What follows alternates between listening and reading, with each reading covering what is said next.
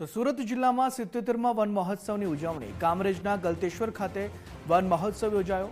આરોગ્ય મંત્રી પ્રફુલભાઈ પાનસરિયા મુખ્ય મહેમાન। મંત્રીના હસ્તે વૃક્ષારોપણ કરી ઉજવણી કરવામાં આવી।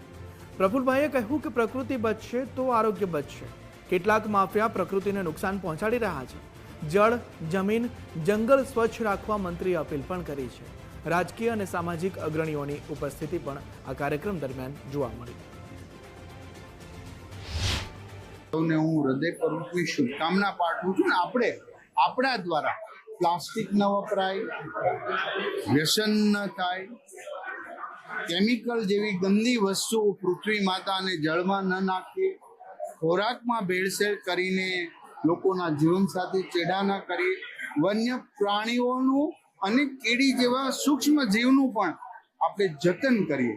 એવી વન મહોત્સવ પ્રસંગે આપણે સૌ પ્રતિજ્ઞા લઈએ, સૌ સુખી થાય એવી ભારતીય સંસ્કૃતિની એક પ્રાર્થનાઓ છે। એ પ્રાર્થના સાથે સૌનું મંગલમય થાય, પ્રકૃતિ બચે એ જ અભ્યર્થના।